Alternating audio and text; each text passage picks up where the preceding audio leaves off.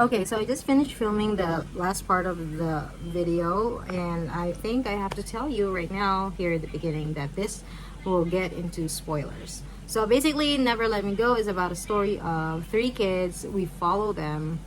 They are in England, and they are in this sort of like orphanage slash school, and that's all you need to know. Basically, it's best to go into this book blind, but also you may be confused. Just embrace the confusion in the beginning, and it'll all make sense once you get to the end. But if you have already read this book and you want to know my thoughts about it, or if you don't have any plans reading this book and you want to know what it's about, or if you're reading the book right in the middle and then you're like not sure if you want to continue, go ahead and read this video, because I think even if I talk about some spoilery things here towards the end of this video, you may still want to read the book yourself, because this is a very much character driven story, even if the plot is underlying there, you know, the underlying plot is interesting, but the characters, their relationships is good. Okay, that is all. Okay, so I decided on Never Let Me Go by Kazuo Ishiguro. I actually started this already. I wouldn't have gotten this because it's a mass market paperback, but it was 100 pesos. So who am I to say no to that? Okay, first of all, I've read like... oopsie. Okay, I read a few chapters. Oh, no. Actually, that's a lie. I started the first page of chapter 1. And, okay, immediately, there are some interesting things here. Is that a puppy?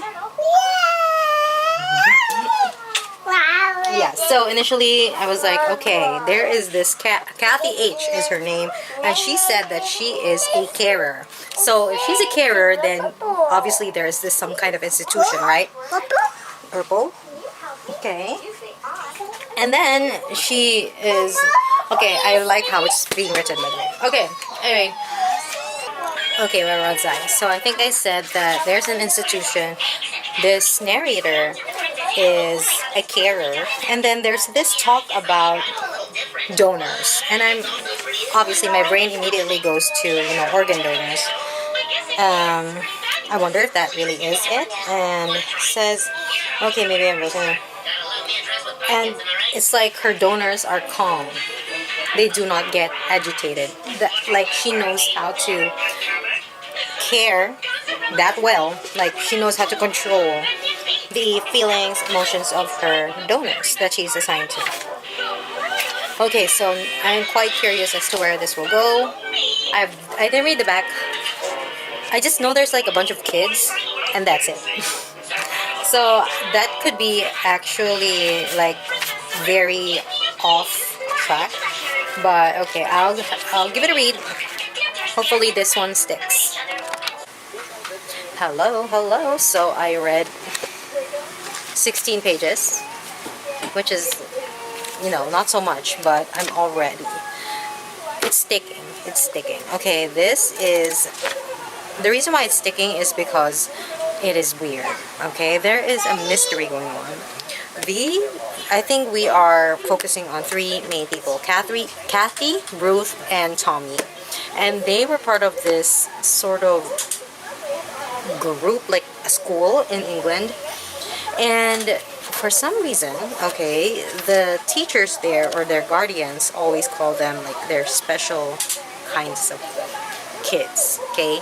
And they have this one event wherein they are supposed to create some crafts or any kind of art, like poetry or figurines or whatever kind of art you can create. And then, so they make that, and then they turn it into their teachers, their guardians, and then they get some tokens. Okay, and then when we get the tokens, you use the tokens to buy other people's art during the exchange. That is the event that they call it. So it happens, I think, 4 times a year. Yeah, spring, summer, and autumn, and winter. And then it says here, a lot of the time, how you were regarded at Hailsham, how much you were liked and respected, had to do with how good you were at creating. So there is something going on. Okay, so Kathy is a carer, and we find out that Ruth is actually a donor. And they meet once again when they're older, and then they're recalling their moments, their time back when they were in that school at Hailsham is the name of the school. So I'm in chapter 2. So now it's weird. Love it. Great. So it's sticking. I'm in chapter 2, but it's already nighttime. So, but I'm reporting that this is sticking. I don't feel like I'm not going to continue reading because first of all, oh, by the way, this is my first Kazuo Ishiguro book. I like how he's writing it. It does take me a little bit of a... I had to reread some things, especially because I do not know the context of what is going on. Since this book is told in the perspective of Kathy, so she's talking as if, you know, as if I know what she's talking about. So, and I think later on she explains a little bit more, and I'm guessing like towards the middle part it will get really juicy. So I'm very excited about it. Quick update on Never Let You Go. I am 98 pages through. Okay, and first of all, who has sanctioned this? Okay, why does this have to happen to these kids? I have a feeling that it has something to do with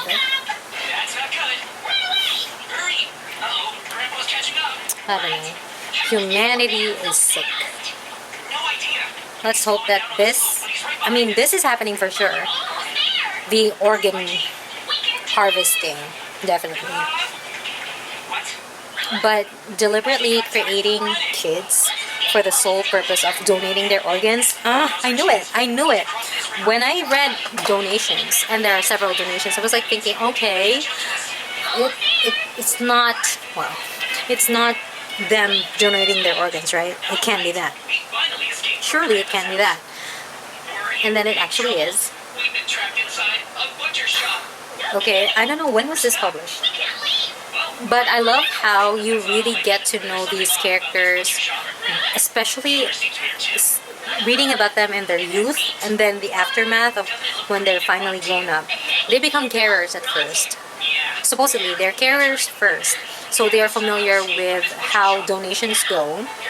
And then after they've finished being carers, they become the donors themselves. So I think the pacing is different for each person.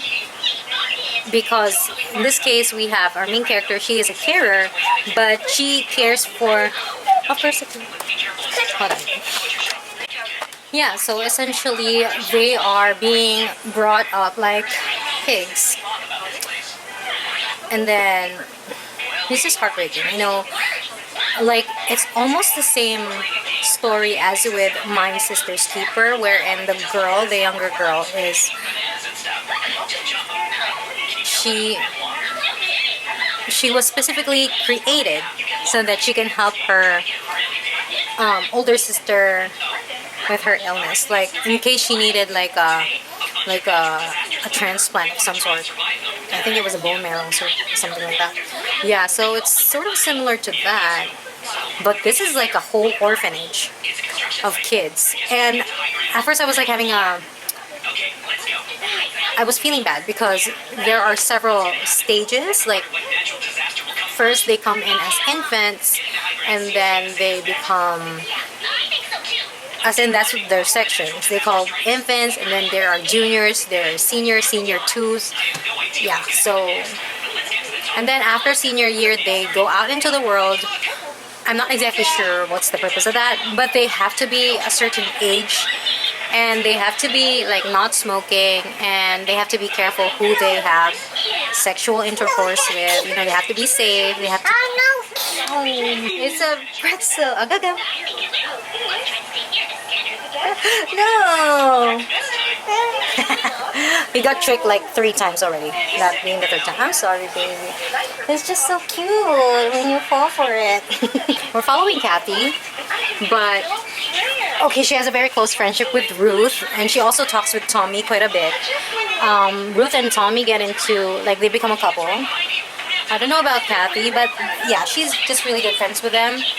I particularly like how she is so sensitive to Ruth's feelings, and how I don't know, these kids, I feel like they just want to be loved and cared for, and it's so sad that them donating their organs is such a normal thing. Like they are not even, I mean, they're not outwardly worried about it, but if that's the only thing that you've known all your life, I mean, they don't really know it from when they are young. They know it like when they're old enough. There are some hints about them having to donate in the future, and they sort of like just patch it up all together in their brains, like, oh, so this is what's gonna happen. Oh, and yeah, we are not allowed to have children someday, so. And the fact that the title is Never Let Me Go, I finally understood why the title is Never Let Me Go. It's based on a song. I'm not even sure if the song is real. I haven't checked yet, but yeah, there's this song.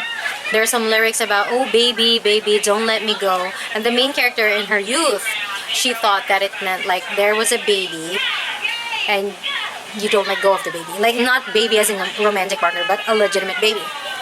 And then so she was playing the song on her tape, and she was pretending that a pillow was her baby, and she was saying, never let me go, baby, never let me go.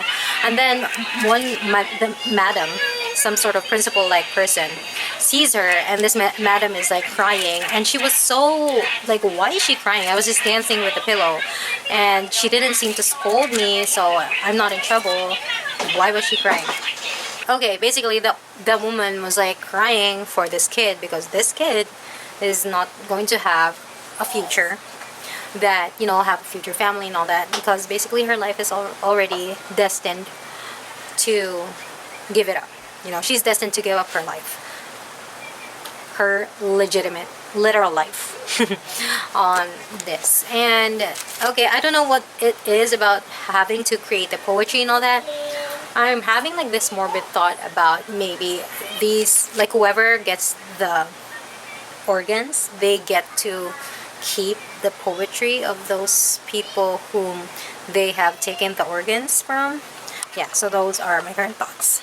Okay, so I just finished Never Let Me Go by Kazuo Ishiguro, which was published apparently around let me double check. 2005. Okay. I was 12. Wow. Okay, so was I don't know. Okay, this book. So I thought that the organ donation thing was the worst thing that could ever happen in this book, but apparently it's not. It gets worse, and it's horrifying. I think that's more sad. I mean, it's not mortifying in a way that it's like, oh my god, I can't handle this. Not that kind of, you know. It's more of a wow. This is so freaking sad. That is the feeling of this book. These kids, these teenagers, and then they grow up, they have this nonchalance about them having to one day donate their organs, and the fact that they won't have any babies. They're very nonchalant about that. But I find it so heartbreaking how they are looking. I mean, there's a part of them that is looking for their origin, the person that they were somewhat like modeled after. That's their term. Obviously, the entire like explanations of how they came to be were not explicitly said in this book, but I can imagine it's just science getting ahead of itself and becoming very sophisticated, that we are able to replicate human-like creatures. Oh god, human-like creatures. Human-like creatures, and then like having them be perfect biological copies of humans, so that they can obviously, like the organs that they have, they can work properly on humans. But the fact that they actually have souls, and they're not simply, oopsie, they're not just simply like some kind of AI. They're not that farm. It's okay, you can share. They're not like some kind of farm that you can just, you know. It appears like they have also, I mean, they're also okay. Let me just okay, I'm just gonna put a warning in the beginning. It's a spoiler, but yeah, obviously they are clones. It's not explained how they were cloned exactly. At first I was like thinking, okay, so they got a bunch of people to donate their eggs and their sperms, and then they created these human beings so that they can be harvested in the future. So they do have parents outside there, out in the world, but they don't know who they are. And probably those parents also feel bad because they know that one of their offspring is going to be a donor of organs one day in the future. But no, it's not that. It's actually science creating an exact biological copy of a person so that when it grows up, okay, it becomes, I mean, the organs that it has, it can be safely taken from them and transferred to a human being. But the biggest problem of them of all is the morality of humans doing this to these clones. I mean, they don't feel as bad because they know that these are just clones. These kids being reared for this purpose are just clones and they're not really people. So we don't really have to feel bad that we're harvesting their organs, right? Okay, so my hair is bothering me a bit. Doesn't it always? Okay, anyway, yeah. So there's that. But then they were making this art. The arts is like the purpose of that is to show that hey, these people, I mean, these clones are actually, that's why I was like wondering, why does it have to be art? Why can't it be like if they can build a model of a building, like anything scientific? Okay, why are they being tested in the arts? And that is because art is the how we peer into someone's soul. And so when they were young, they were making these arts and they were having these lessons and all that. They're given this opportunity to grow up. Like if you were in that kind of environment, these clones, would they grow up into becoming humans, or at least human like? Because actually the emotions that they have, it's quite real. Like in the end, you're just like, I mean, you do get the sense that hey, okay, they're clones, but then the fact that they were grown from test tubes, something I did not expect. Not even like in a petri dish, but in a test tube, man. Yeah, there's a reason why Kazuo probably used the word test tube. I mean that not device, but yeah, instead of a petri dish, because I think in vitro fertilization, of course, things happen in a petri dish much better. You can see the things there much better. But the fact that it's in a test tube, it means like, it's really just, it puts into your mind that this is all happening in a laboratory. Anyway, eventually this whole thing was canceled. Okay, I bet they're just finishing off the remaining clones because of a particular scientist doing something that is almost threatening, not almost, that's threatening to the human race, which is having this one scientist wanted to create like hyper smart, athletic, whatever, like designer children. He wants to make them, but then the people are like, okay, yeah, sure, but then in the future, these things are going to be who's gonna run our society, and then they're like, okay, we can't do this anymore. So eventually the whole project was canceled. I mean, it's not really said that this is the last, that they're the last batch of clones, but the school that they were in, Hailsham, it was closed down, and all the other schools. Yeah. So one of their teachers wanted to be truthful to them right from the beginning. Like, we should tell them that this is what's going to happen to them. The teacher wanted that to tell that to the students, but then the other teachers decided that that's not a good idea. We should not let them know that this is what's going to happen to them. And the reason that they learned about their fate anyway, it wasn't like told to them explicitly in one go and like, okay, kids, actually this is the truth. This is what you're gonna this is what's gonna happen to you. Like, they've always known it, as it was incrementally taught to them as they were growing up. And what is sad is, okay, so this Never Let Me Go, that story I did with the baby thing, remember? The girl, so the girl had the opportunity to ask that madam like what she thought about why was she crying when you saw me dancing with a pillow. And the perspective of the madam was so different. It wasn't about feeling bad for the clone because she can't have a kid. She was crying over the old world, which is full of diseases, and then this idea of a new world, a harsh and cruel new, like scientifically advanced world is coming. And this the girl that she was watching was sort of like holding the old world that is much, it is still harsh, the old world, but the new world is much more sad. And that's why she was crying, and not because of the clone's future. So even in that sense, and even towards the end of the book, when she was calling them creatures, and instead of like, you poor things, or I mean, I'm really sorry, like she can't even pertain to them as humans because they aren't. They really aren't. We just think or we feel very close to them because we read about Kathy H's perspective, her story, and her feelings, the things that they had to go through, and they are very, very, very human-like in their emotions. And yeah, probably because they have like a soul, even if they were produced in that kind of manner.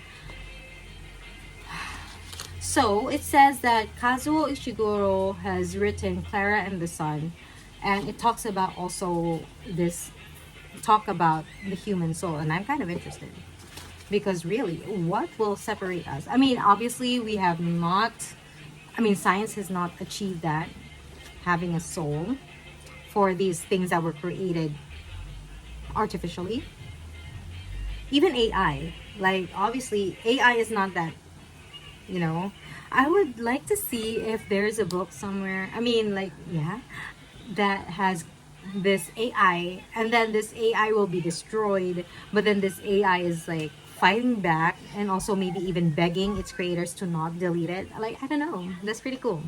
Okay, anyway, going back, Never Let Me Go, surprisingly good. Very sad though, but I really like the writing. Yeah, it's so genuine. And I don't think I would forget.